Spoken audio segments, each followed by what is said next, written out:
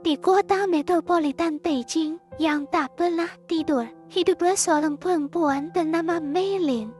Dia adalah seorang desainer interior yang dikenal sangat rajin, teliti, dan seorang perfeksionis sejati. Baginya, kerja keras adalah kunci. Dan dia percaya bahwa setiap usaha akan selalu membuahkan hasil yang setimpal. Prinsip ini tidak hanya ia terapkan dalam karya, tapi juga dalam urusan hati. Selama 3 tahun, Meilin menjalin hubungan asmara dengan Gou Tian. Di matanya, Gou Tian adalah sosok pacar yang perhatian, ambisius, dan punya visi masa depan yang jelas. Mereka bahkan sudah punya rencana untuk menikah.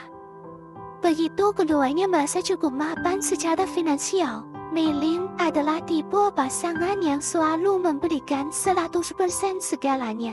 Ia rela menunda mimpi-mimpinya sendiri demi mendukung mimpi sang kekasih. Percaya bahwa pengorbanannya adalah investasi untuk kebahagiaan mereka berdua. Namun, semua keyakinan dan pengorbanannya itu hancur berkeping-keping hanya dalam satu malam. Suatu sore, dengan niat baik, Meilin memutuskan untuk membawakan makan malam buatan sendiri ke kantor Gou Tian. Ia tahu pacarnya itu sering lembur dan pasti lelah. Setibanya di sana, ia berjalan menuju sebuah ruang rapat kecil yang biasa digunakan Gou Tian untuk fokus bekerja. Tangannya terangkat untuk mengetuk pintu, namun pintu itu sedikit terbuka, dan dari celah itu, ia mendengar suara. Bukan hanya suara Gou Tian, ada suara perempuan lain. Suara itu terdengar terlalu dekat, terlalu hangat, terlalu intim untuk sekadar obrolan rekan kerja biasa. Lalu, kalimat yang didengarnya membuat dunianya runtuh. Kalau dia tahu hubungan kita, bagaimana? Tanya suara perempuan itu dengan nada cemas. Dan jawaban Gou Tian adalah belati yang menusuk langsung ke jantungnya. Tenang saja, Meilin itu terlalu baik untuk curiga. Jantung Meilin seolah berhenti berdetak. Dunia di sekelilingnya terasa hening. Ia tidak mencoba masuk, ia tidak membuat keributan atau drama. Ia hanya berbalik dan berjalan pergi dengan langkah pelan yang terasa begitu berat. Air mata yang jatuh di pipinya bukan hanya karena patah hati, tapi karena sebuah kesadaran yang menyakitkan. Semua yang ia perjuangkan, semua yang ia korbankan selama ini, ternyata tidak pernah dihargai. Malam itu, di kesunyian apartemennya, Meilin mengambil ponselnya dan mengetik sebuah pesan singkat untuk Gou Tian. Terima kasih untuk segalanya. Mulai hari ini, aku memilih bahagia tanpamu. Tidak ada kemarahan, tidak ada makian, tidak ada keinginan untuk balas dendam. Ia hanya memilih untuk mengakhiri sesuatu yang sudah jelas tidak sehat lagi untuknya. Beberapa minggu berlalu, dan hidup Meilin benar-benar berubah.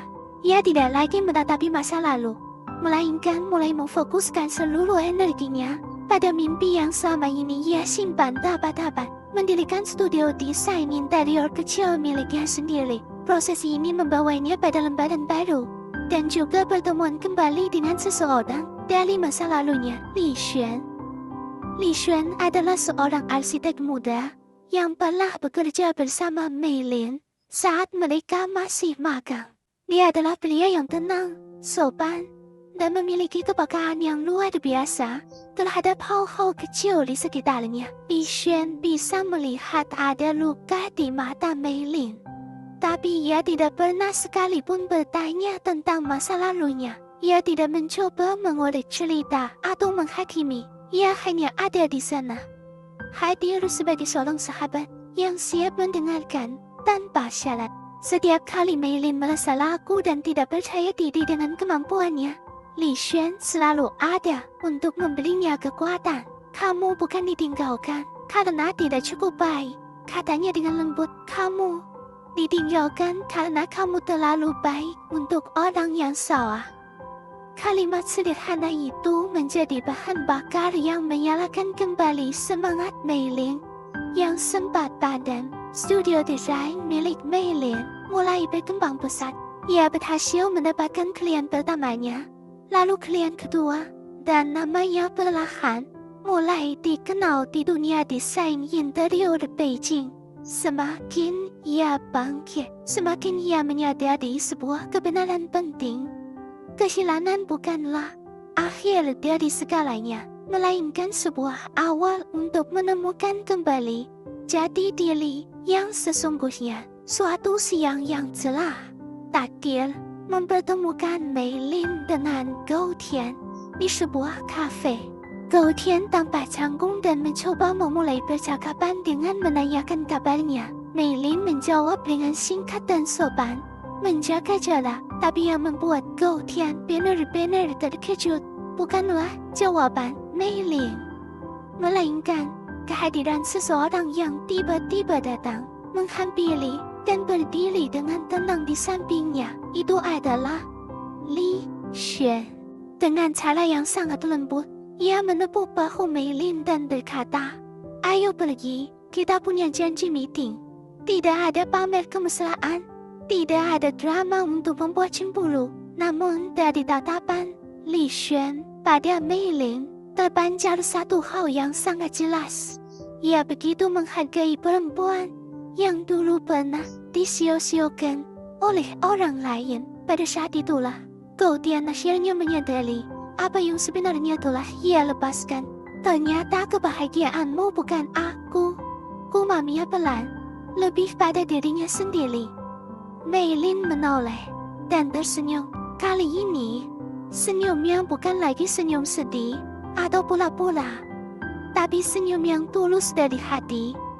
"Bukan, tapi terima kasih. Karena berakhir denganmu, aku bisa bertemu dengan versi diriku yang lebih kuat."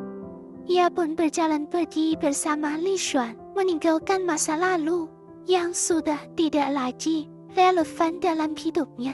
Di perjalanan, Li Xuan bertanya dengan suara pelan, penuh kehati-hatian, "Apa kamu benar-benar sudah siap untuk membuka hati lagi?" Mei Lin menatap pria di sampingnya, pria yang tidak pernah memaksa, tidak pernah mengalahkan, hanya setia menemani setiap langkahnya dalam proses penyembuhan, dan dengan keyakinan penuh, ia menganggap kalau dengannya, aku siap. Untuk pertama kalinya setelah sekian lama merasa terluka, Mei Lin merasakan ketenangan yang sejati, bukan karena ia telah menemukan cinta yang baru, tapi karena ia akhirnya belajar untuk mencintai dirinya sendiri lebih dulu. Dan justru karena itulah ia akhirnya menemukan orang yang tepat untuknya. Kalau kamu suka genre cerita dikhianati, lalu menemukan yang tepat, jangan lupa like video ini, komentar pendapatmu, dan subscribe untuk cerita-cerita lain yang lebih seru. Kamu mau request genre apa lagi untuk cerita selanjutnya? Tulis di kolom komentar ya. Terima kasih sudah menonton.